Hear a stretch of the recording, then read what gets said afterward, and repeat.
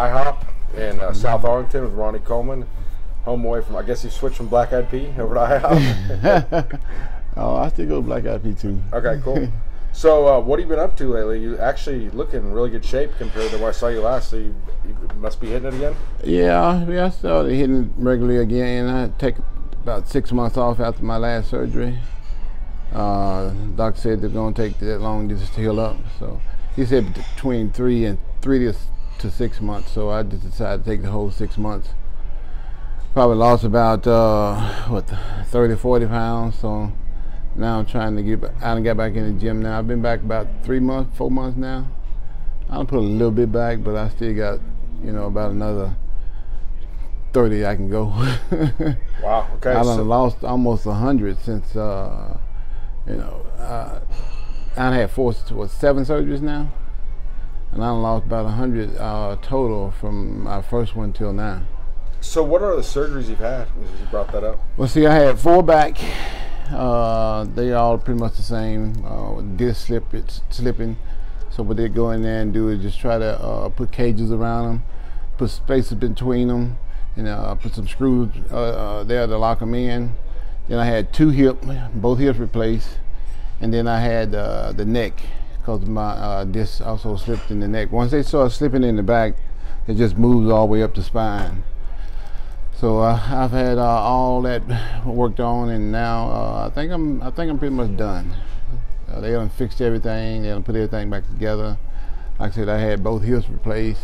Got that out of the way, and now I'm just still healing because the doc said it's going to be about 2 years for all that to heal up. It was a 12-hour surgery that they did, the last one.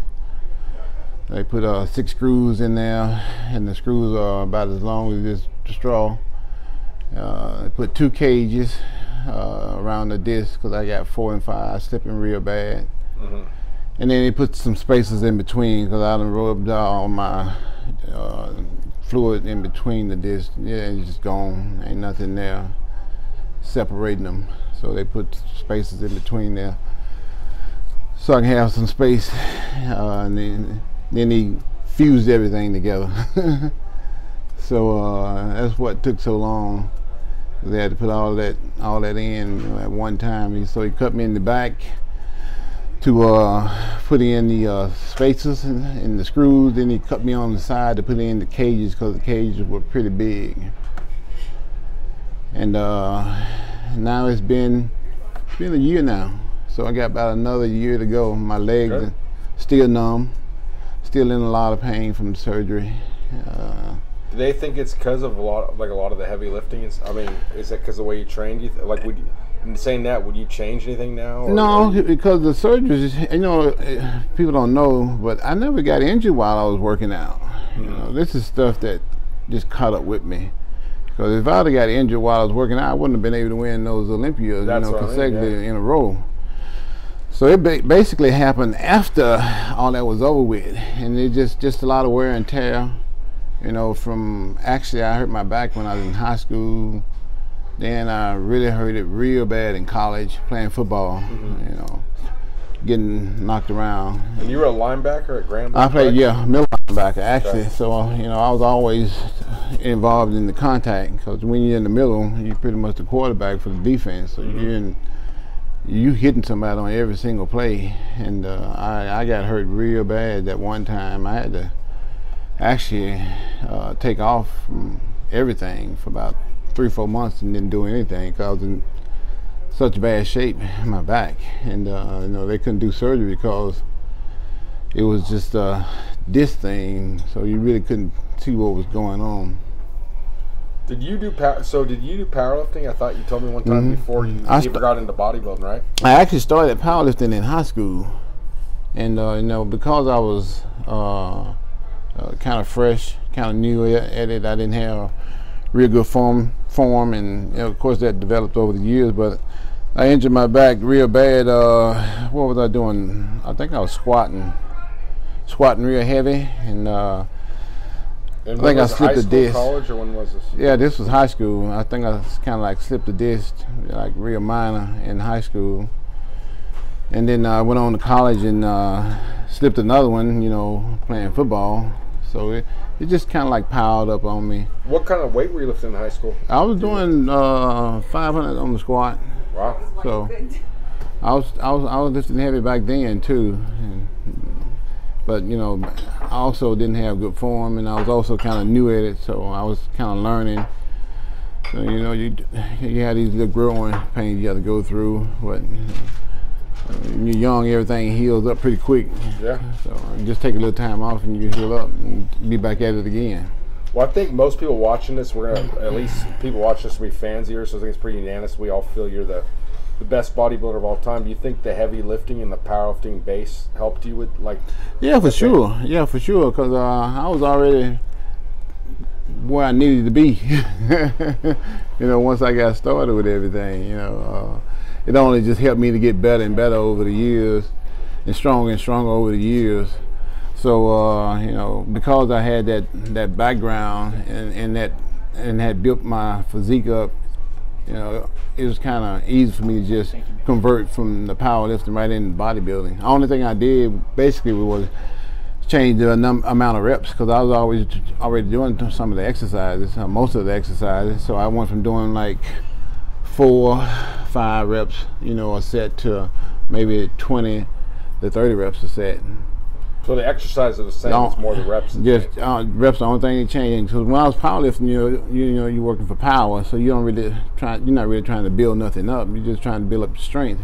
And to build up the strength, all you got to do is, you know, a certain number of reps with some heavy weight. Yeah. But bodybuilding, you got to build stuff up. So in order to build stuff up, you got to do a few more reps. And that's the only major change that I had to go through from powerlifting to bodybuilding. So what do you think something like, you know, kind of, what do you think is like a lesson bodybuilders could learn from powerlifters and powerlifters from bodybuilders? I know it's sort of like rivalry sometimes, but I think, you know, both can learn some from each other. Yeah. Basically what I just said. When you powerlifting, you're lifting for power and you're trying to gain strength, so you don't have to do a whole lot of reps. Mm-hmm. Like I said, on my like max set, you know, the most reps I did was maybe 5 or 6, somewhere in there. But I'm just lifting for power. For bodybuilding, I'm trying to build up some muscle, so I had to do a few more. So I actually got to triple the amount of reps I'm doing. So I had to do a few more reps, and that was really the only major difference between bodybuilding and powerlifting. They're pretty much the same thing. Well, with your bodybuilding, you also did, once in a while you go heavy, right? Like real heavy, because like the 800 for a double, or was that just for the video? Yeah, that was just for the video, and okay. I'm just messing around, you know, just having fun and clowning, but for the most part, you know. Clowning 800 for reps. When I was real serious about it, you know, yeah. I was doing my, you know, 15, 20 reps, you know, for a set. And what's some of your most proud feats of strength in the gym, that regardless of on any lift? I would say that squat that I did was something that it took me a long time to work up to. You know, people think that you gain strength, you know, like real quick, but strength comes with age.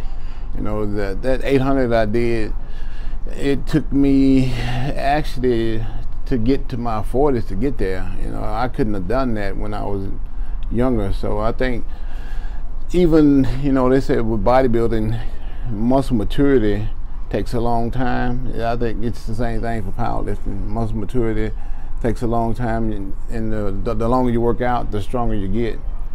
And you can't just build that up overnight. It takes a long time.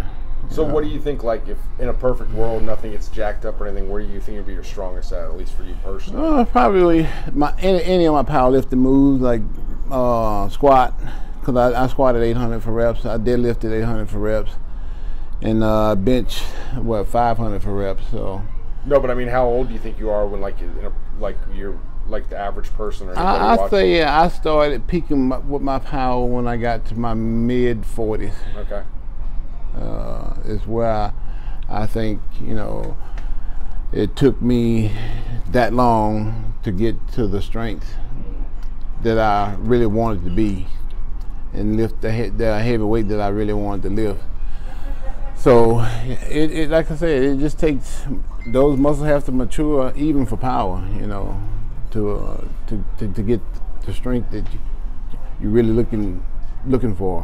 And what do you think, sort of like, this is a little off subject, but you seem like even after you've had your surgeries, I'd see like coming to the gym, you always had a great attitude. Is there any secret you kind of had, like having a great attitude, even when you know most people consider themselves down and out? For me, the key was having fun, enjoying what I was doing, and I've always enjoyed it. You know, I started when I was 12, and now I'm 53, so I've been at it for like. And I just tell people mostly all that happened because I was enjoying and I was having fun doing what I was doing. That's why I was able to work full time and also compete at the same time, because I was having fun competing and working out every day, and I look forward to it. And I was having fun working the job that I had. So I wasn't really working. I was actually just, you know, doing what I love to do. And I truly enjoyed, you know, going to work and helping people. And I truly look forward to going to the gym each and every single day and working out, you know, trying to better myself there too. And what are you up to now? It's pretty much the same thing. Still working out every day at the gym, and still looking forward to doing that. You know, started my own supplement company, working with that, and now I'm starting to get off into training people and trying to pass a little knowledge and information along, trying to help some people out. So if that's people how I got wanted to where to I train wanted. with you, how would they get a hold of you? Well, they can either go to my website, ronniecoleman.net, or they can, email me. And so this is at Metroflex, or where are you training people mostly? Actually, I could train you just about anywhere, because when I was doing it back in the day, you know, I just did everything over the phone. So I could just basically just call people up and just tell them exactly what they need to do. Cool. You know, I could email you. That's another way I was worked with also. So basically, they don't have to be local. You can, anywhere in the world, you hear this, they can contact you. Yeah, I can cool. Email anybody, anywhere. I can talk to them on the phone, Skype, any kind of way like that. Well, let's talk about your supplements a little bit. So I can attest to, I really like the Resurrect PM. Mm-hmm. So I can vouch for the quality of that. They're very good supplements. So how's that going? It's going pretty good. When we first started the company about 5 years ago, we thought two things people needed when they worked out was sleep, because you got to get rest, and energy. You need energy to work out. So we came out with pre-workout. That's a great pre-workout. I've tried it too. Mile Blitz. Yep. Back in the day. Now it's called Yeah Buddy. Okay. And Resurrect PM, of course, is our sleep product. So we still got both of them. They're both still working, and everything's going great. Even though it's popular in the United States, it's even more popular worldwide, huh? Yeah. That's another product just about anybody can take, you know, because everybody needs sleep, and it's one of those products that that's very popular with just about any and everybody. With your own lifting now that you're done competing, what's kind of your goals now with what you want to do? Right now, I'm just trying to maintain and try to stay in shape for the most part. Like I said, you know, I lost a lot of weight after all those surgeries, so I'm trying to put a little bit of weight back on, trying to stay healthy. Everything is still going pretty good. Still having my I won't say monthly, but every 2 or 3 months, I always get, you know, a good physical. Make sure everything's working properly and everything's going good. And make sure I don't run into any more problems down the road. So everything's working out pretty good and everything's going pretty good. So how'd you get, I should have asked this up front, but I know the story of how you got involved with bodybuilding, how people watching that don't know your whole career, tell us a little bit about how you kind of got was something that I kind of like stumbled upon. I was actually working full-time police department, and I was working at the station back in these days, and one of the guys saw me and like, man, where you gotta be? Where you working out at? Station where it's free. So he's like, I got this gym, you know, you got a lot more weight than the guy at the station. You probably need to come over there. I'm like, yeah, because I done just about lifted everything in the little station gym. So I went over to at the time, what was Metroflex, go in and I Brian, like, man, you pretty big, you compete. Back in those days, you know, I was just working for the police department and just working out every day trying to stay in shape. So I told him no, and he was like, man, you could probably do real good in the bodybuilding. You ought to try that. I kind of like hesitated because I was, you know, real busy with the police department, still trying to learn all the laws and stuff. But he finally talked me into it by giving me a free membership to the gym. And said all I had to do was just compete in some shows, you know, and he teach me how to do bodybuilding, he teach me how to diet and all that kind of stuff. And I'm like, okay, well, if you're going to give me a free membership, you know, I'll be glad to, you know, take up this bodybuilding thing. And of course, he taught me how to pose, how to diet and everything. And I went to my first show and won it. And immediately fell in love with it right away. And I won probably about 4 or 5 shows that year, and next year turned pro. And you know, pretty much the rest from there is history, because everybody know that, you know, I did pretty well in the sport. Yeah, I mean, personally, I think you should have won 9 Olympias, but that's a different story. Yeah, eight is still pretty impressive. So. It's the most impressive ever, but I think you had the 2006 myself. But yeah, a lot of people thought I had, but you know, it got to the point where Ronnie's winning all the shows and people ain't showing up because we already know what's going to happen. He's going to win again. And so Spark Little Industry got to make some changes here. So that's what they did, and you know, and back nothing I can do about it. Pro card, it was a lot. I mean, it was a lot harder because they weren't giving out as many of them. I mean, maybe a good thing for the sport. I don't know, but I know it's a lot easier now. Especially yeah. Back in those days, you had to win your overall. Actually, you had to win overall, and of course, it all depended on what show you went to. Also, if you went to like the Nationals or something, you could win your class and turn pro. But the USA and North America and all those other pro qualifiers, you had to win the whole show. Now they've changed a lot of that, and they're giving out pro cards to like the first and the second place winners, because it only makes them more money. A lot of people don't know you have to pay $400 for that little old pro card that they give you. So they got kind of hip on that, and they started handing out a whole lot of pro cards now, and they open up a whole lot more divisions. So every year they come out with something different. Now they got the classical physique today, handing out pro cards too. So that's just more money for them. Well, hopefully it brings some more revenue to the sport. So yeah, I hope, instead of just lining people. Well, it is bringing a ton of revenue to the sport, but it's going in certain people's pocket. Gotcha. So are you ever going to get into promoting shows? Because I know you got the Ronnie Coleman class. Yeah. I got my own classic now. This is what, the 22nd year I think of it. It started back in like '97, and it's been going pretty good. You know, actually when I started, it was kind of like sold out, even the first one. So we've been selling that show out now for like 20-something years. Now it's the Fort Worth Convention Center. Thousands and thousands of people. That's what's changed over the years. We had to get a bigger venue every single year because it keeps growing and growing and getting bigger and bigger. So we got to put it in a bigger place. So we actually moved it about 5, 6 different times now to bigger venues. And now we're getting ready to outgrow the one we're in now, because it just continues to get bigger every year.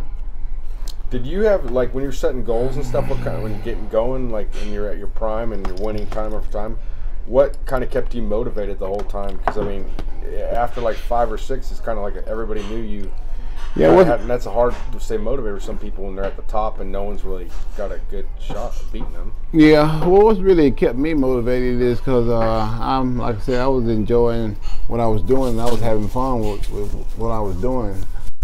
So they always say if you enjoy what you're doing, you really never working a day in your life. So, there you go.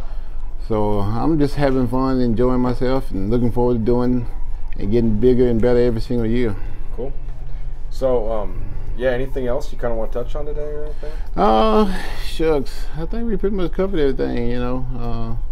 like I said, all I got going now is training people, so trying to get that going, get that going off the ground. And the supplements, we are getting bigger and bigger each and every single year. We come out with more products. We're coming out with a new line right now, as a matter of fact, called XS, which is extra strength. Where can they get this? My website, ronniecoleman.net. Okay. You know, we do a lot of business up from the site, and of course, we're in a lot of GNC, Vitamin Shop, those mom and pop vitamin stores too. So we're expanding. We're in about 130 different countries. Started out with 2 products. How many damn countries are there? Like, it's well over 250 different countries out there now. We started out with 2 products, and we're up to like almost 20 something now. So, like I said, we're getting bigger and better every day, and we're expanding to more countries also each and every single day. And one last question I should ask you: who were the kind of bodybuilders and stuff you looked up to coming up before you were the king? When I got into the sport, Lee Haney was Mr. Olympia, so I kind of looked up to him. And then Arnold, he was also king back then. No, I'm good.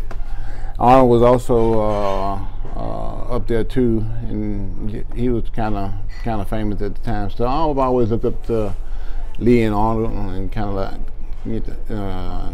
took a lot of motivation from them. And then with last question is, if people want to train with you in person, are they able to like fly in here and train, or you only do it online? Or no, I train with people that fly in, come in, and I also have my own camps and everything too, so they can also join my camp. Again? Yeah. I did one actually about a year ago. These were a huge hit.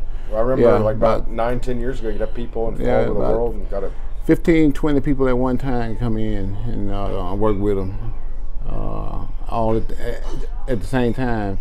We'd take them to the house, and we'd take them to Metroflex, and we'd take them out to eat.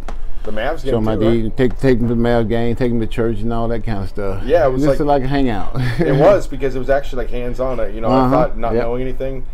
I didn't know you at the time. I was interested to see how you were, but you actually were hands-on interacting with all the different people. We had a lot of fun with that. Seemed like it was a fan appreciation thing. Yep. The fans really got into it, and we had a lot of fun with them. Cool. So we also doing that again too. Awesome. All right. Well, we really appreciate your time. Oh man, thanks for having me. Okay. Thanks.